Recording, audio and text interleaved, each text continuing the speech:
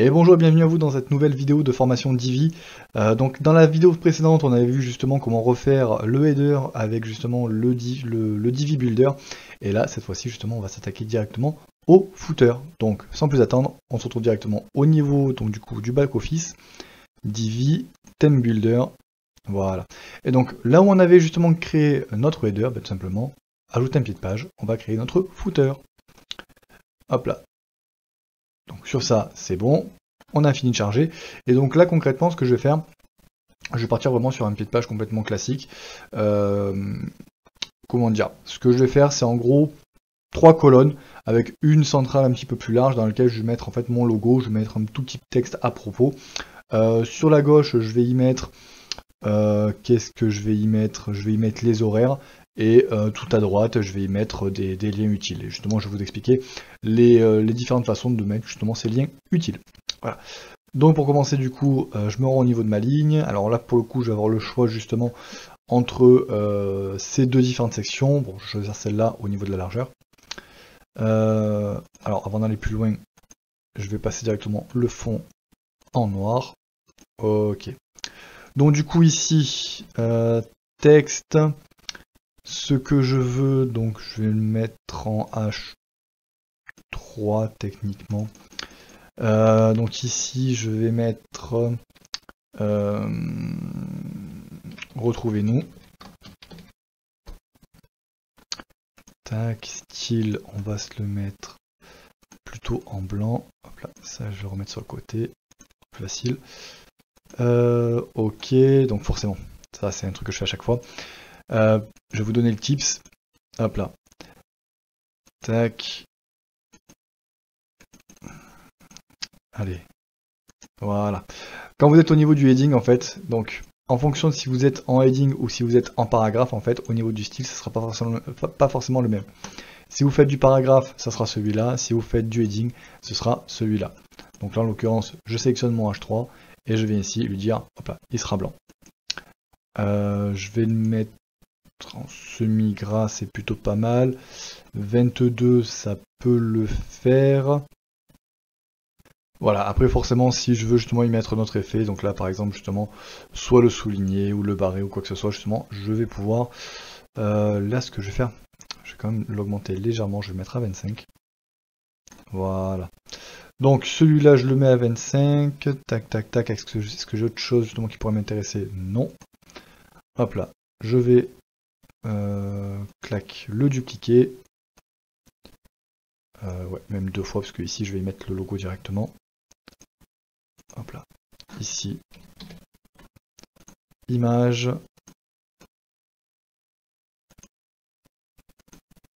Alors, là forcément, j'ai mon logo de noir, donc du coup, ce que je vais faire, c'est que je vais juste faire un petit cut, et je vais transformer justement mon image en blanc.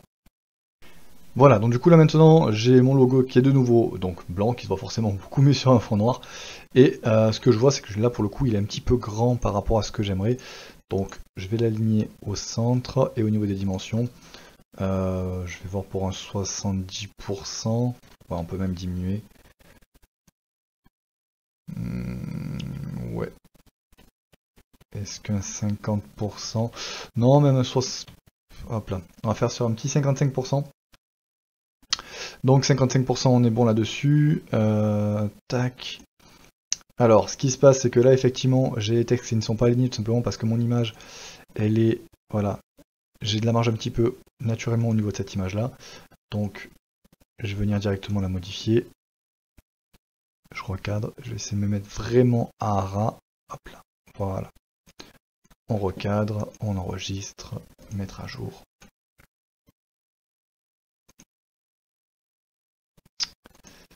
Tac. Charger l'image. Voilà. Donc là, pour le coup, on est un petit peu plus à fleur. Donc, parfait. Alors, on va faire un petit retrouvez-nous. Et ici, ici, je vais mettre lien utile. Voilà. À ce niveau-là, je vais même le centrer. Donc, on va aller dans tac. Sous-texte, sous-titre, celui-là. Tac, je le centre. Celui-là, je fais la même chose. Forcément, je l'ai ciblé en H1. C'est un H3. Voilà. Ok. Et donc à partir de ce moment-là, je vais pouvoir ajouter encore ici un texte. Je vais mettre donc là, dans ces cas-là, vous pouvez mettre un petit peu tout ce que vous voulez, donc soit vos coordonnées de contact, donc c'est-à-dire l'adresse mail, le numéro de téléphone, soit votre adresse directement, soit, qu'est-ce que vous pouvez mettre encore, les horaires d'ouverture. Là, on va mettre par exemple les horaires d'ouverture. Donc, horaire du lundi au vendredi de 9h à 18h. Hop là, alors je vais mettre là. Voilà, donc là, pareil, encore une fois, tac, texte, puisque là, pour le coup, on est vraiment sur du texte. Je le mets en blanc. Non, on va rester en semi-grain. Non, en normal, pardon. On va rester en normal. Sur ça, on est bon. Tac, voilà. Qu'est-ce qu'on pourrait rajouter aussi? Oui, peut-être une adresse. Tac. Donc.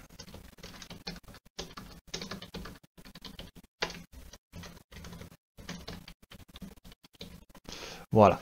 Donc on peut faire quelque chose comme ça, ou alors justement il y a autre chose qui est possible, c'est complètement de rajouter, ici vous avez, hop là, je vais chercher mais directement là, donc directement carte. En fait quand vous vous rendez au niveau donc, du coup de Google Maps, vous avez la possibilité justement de rajouter directement une adresse, une destination. Voilà. Donc là pour le coup, possible de charger Google Maps correctement sur cette page. Tac. Donc on va mettre si je tape 11 rue du Test. Tac, trouver. Non. Bon, là dans l'idée justement, donc vous avez soit ça, ou alors dans ces cas-là, c'est possible de passer directement avec un iframe. Hop là. Et dans ces cas-là, hop là. Je vais vous trouver une adresse et je vous montre justement au niveau de l'iframe. Voilà, bon, je vous avoue que la première adresse qui m'est passée par la tête, c'est Disney. Donc, voilà. Donc, l'idée, justement, c'est de pouvoir, comment dire, de pouvoir intégrer donc, le Maps directement au niveau de mon site. Donc, pour ça, je vais ici, donc, partager, intégrer une carte. Juste, je copie le contenu HTML. Hop là, je reviens, tac, on était où? On était là, voilà. Je reviens ici, je vais ajouter un bloc de code. Et dans lequel, hop là, je vais coller mon iframe. Voilà. Ensuite, donc là, width 600, alors je peux faire un petit width 100% plutôt. Et height, je vais le mettre plutôt à 450, 200, on va voir ce que ça donne. Voilà. Petit 200. Voilà. Donc plutôt faire quelque chose comme ça. Effectivement, dans ces cas-là, ce que je peux faire aussi, c'est le faire en plus grand et le faire ici. Mais là, pour le coup, voilà. Donc c'est un petit peu comme vous le voulez. Là pour le coup pour éviter de trop déséquilibrer. Hop là. Non, on va faire le contraire. On va faire ça. Hop là. Retrouvez-nous. Hop là. Clac. Donc je vais avoir mon adresse, j'ai mon petit encart, donc du coup Maps. Cette section là va pas nous servir. Mon petit encart Maps, on est bon. Ensuite, ici, justement, je vais mettre du texte aussi. En général, c'est un bon endroit pour pouvoir... Bah, voilà, clairement, on va laisser le texte par défaut. Pour un petit à propos, pour un petit truc là justement qui va raconter un petit peu l'histoire du site ou l'histoire de la marque ou quelques points un petit peu sympathiques, ça peut être pas mal. Alors, tac, texte. Alors, là pour le coup, j'ai pas envie de m'embêter, donc je viens ici. Tac, copie module style. Coller module style. La seule chose qu'on va faire en plus, c'est de venir centrer le texte. Tac, je viens ici, je le centre. On est OK. Ensuite, au niveau des liens utiles, donc là pour le coup, vous avez plusieurs possibilités. Les liens utiles, en général, c'est tout ce qui va être conditions générales de vente, mention légale, politique d'acceptation des cookies. Ben, voilà, ce genre un petit peu de liens. Alors, là, encore une fois, plusieurs possibilités. Soit vous pouvez en faire directement un menu, Donc c'est-à-dire, vous retournez au niveau de votre back-office, vous faites apparence, menu, et là dans ces cas-là, vous faites créer un nouveau menu, et vous créez justement un menu, par exemple, lien utile, ou footer, ou quoi que ce soit, et directement ici, vous faites un menu, comme on l'a fait au niveau du header. Mais là dans ces cas-là, le truc là, c'est qu'avec Divi, vous n'aurez pas le choix, et au niveau de la tablette, ça va justement venir se contracter, et se mettre sous forme de burger. Donc si c'est pas un comportement que vous voulez, je vous déconseille cette façon-là. Sinon, ce que vous pouvez faire aussi, c'est, hop là, directement avec du texte. Donc je rajoute un bloc de texte, et je viens écrire, donc par exemple, donc condition générale de vente. Je viens mettre mention légale, et je viens mettre pas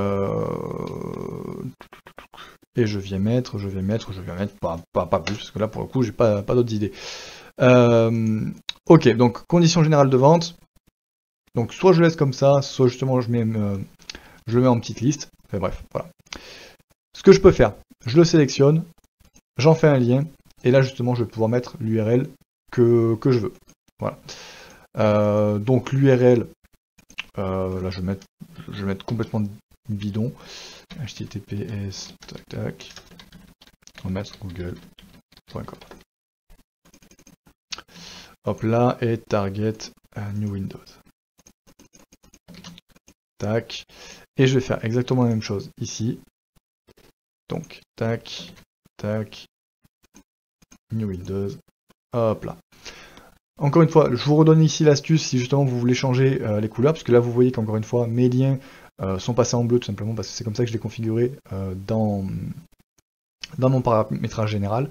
Donc si vous voulez le modifier, vous venez directement ici, vous mettez juste après, enfin juste avant la fin de la balise, et vous mettez un petit coup de style, tac, et color de point white.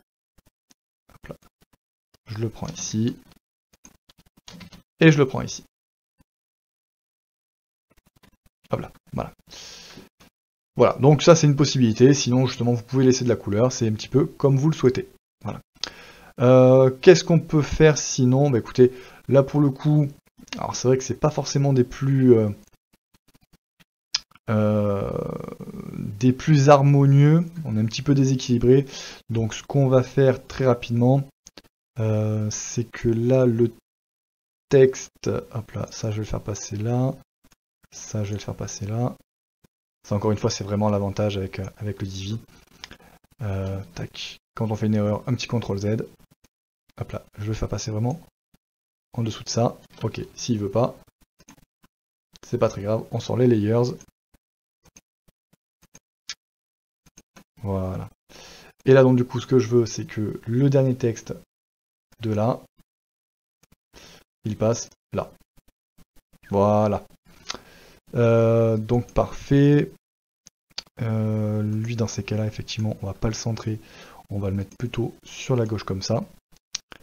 Tac tac tac, ça on va renommer, on va pas mettre justement retrouver nous, on va mettre à propos.